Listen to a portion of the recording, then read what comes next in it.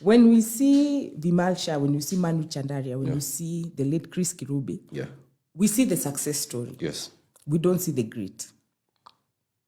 What are you doing to ensure that, as much as people are seeing the finished product, but they also understand that there's a whole process behind who you are?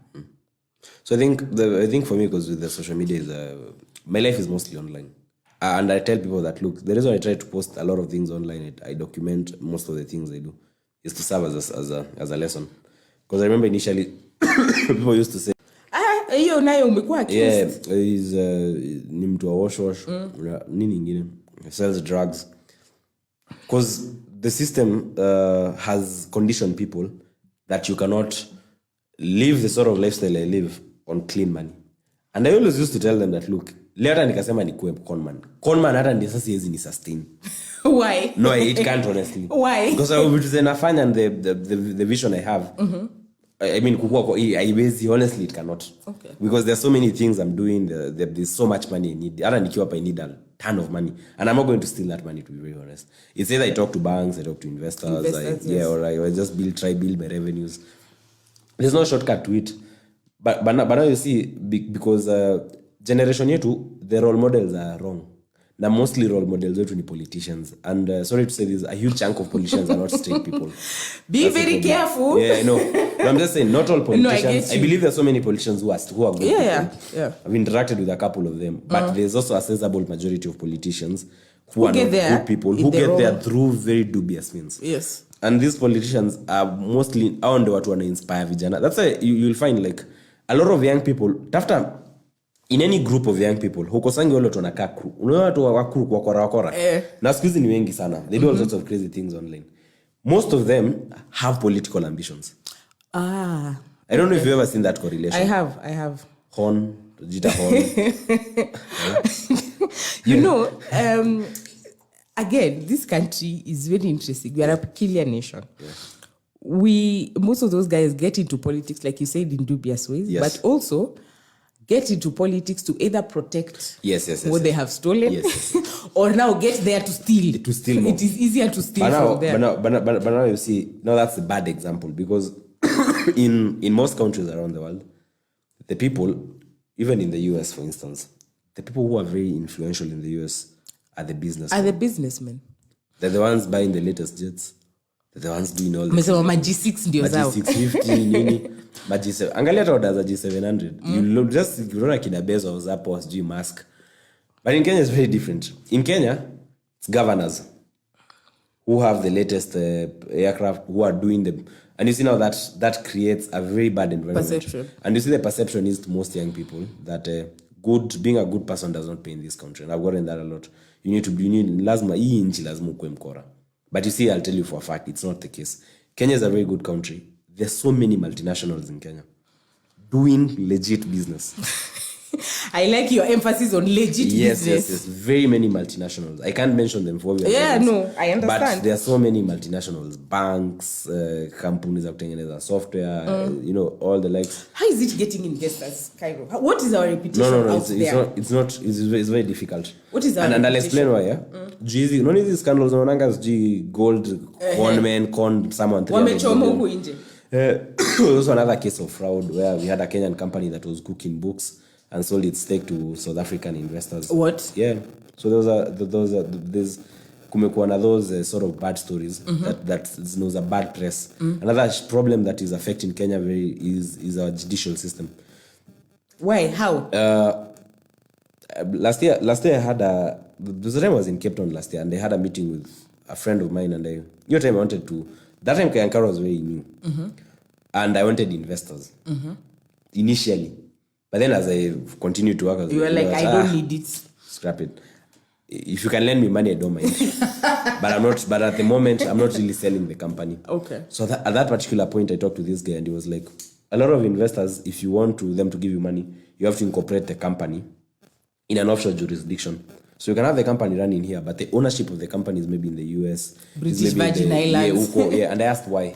And he told me because the investors feel if they have the company incorporated in another jurisdiction, they know in the event there is a problem, the legal systems huko ni poa. Utatoroka na do utafanya nini because they're able to put a leash on you.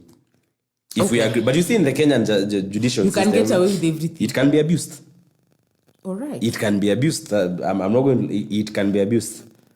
And I'll say, like, even in my own case, first time I opened Khalif Kairo without mentioning names, nearly going on a lawsuit. But ukiangalia, when you start going through that lawsuit, and maybe within the course of it, you realize, look, there's not much in these lawsuits. But this it doesn't hold water. It just doesn't really hold water. But someone might be suing you, just to stall your progress. Okay. Stall your progress and undermine you. And you see, that's what we'd call that's an abuse. You can actually call it an abuse of the court process. Okay. Same matter, it's an abuse of the court process. A case in Kenya can take 5 years. Yeah. So you see, imagine an investor has given you 1 billion to do business with, and you have a dispute. Na sasa mmeanza kuvurutana. So you see, so those are some issues. The investors will come, but we are losing out a lot of investment opportunities because we haven't streamlined our systems. But the business registration, those ones are okay. Okay. But ikikuja hizi stories are legal. I feel much as we're on the right trajectory, still more needs to be done. And Kenya needs very tight laws on fraud. Kenya does not have tight laws on fraud. That's why people are scamming people left, right, center. And nothing is happening to them. They're getting away with it. I mean, there are people we know tunaona tu kwa street. Yes. Utaibia watu, uibia watu 10, you just go, maybe hata the vast like upeleke industrial area a week or two. You pay your way and then out. you pay your bail utoke. But let me tell you for a fact, it's very, very wrong because now all these cases you see, even foreigners getting scammed, they sell a very bad picture to Kenya. And one thing the government should do is put very stringent measures. Like places, again, I'll refer to the US because they're the dominant in terms of commerce, the US and China. Yes. The US, for instance, if you engage in any sort of securities fraud or shares, those stories are shares, giving wrong information to pump a stock, you can go to jail for 25 years. Yeah. Kenya, I don't even know if there's such legislation. Honestly, I don't know if there's such legislation. Kenya unapiga mtu hapa wash obtaining by false pretense. The system says you should be jailed for 3 years. That's the law. Yeah, three maybe it's 6 years, if I'm not wrong. But in the US, they go after you properly. You go to jail for 20 years. And they will freeze your assets. Yes. They will literally paralyze you. And you will still pay restitution. They will seize your assets, compensate the victims, and still maybe tell you, look, bado hujamaliza kulipa. Mtu kumrudishia 1 million. So you see, if we had such very strong systems, we'd see a lot of foreign money coming in. Because there is a lot of potential. And there's a lot of money around there. That's what I tell young people. Yeah. Don't be fooled by these people flaunting corrupt money, flaunting wash money. Travel, go to Dubai, go to the US, go to see the China, world and see what is happening there's there. Heavy money, like big time money. You see guys telling you, look, this jet is like 6 billion, 7 billion shillings. Na ziko mingi. Sio ni ati niyo moja pekee ton mzima. There are like 10 of them. You hear 10 people operate them. Of course, kama Boeing wanaendelea kumanufacture it with their clients. Yes. Gulfstream, for instance, right now, if you are to order the new J700, there's like tens of clients before we've already placed that. Your waiting list. Yeah, waiting list iko.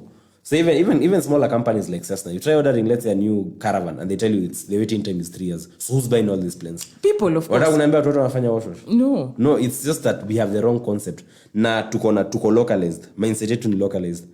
We need some exposure. Yes, the moment first time I went to Dubai was in 2019. What is the first country you traveled to? Dubai. Wow. It shocked me. Ilini humble. Like nilienda kwa kashtuka. Wow.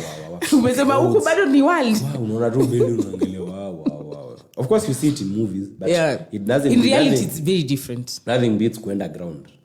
Uone mtu ameachiliwa hapo na Rolls Royce yake baridi, ama mtu anakimbia na Ferrari bana. It just changes the whole perspective. And my favorite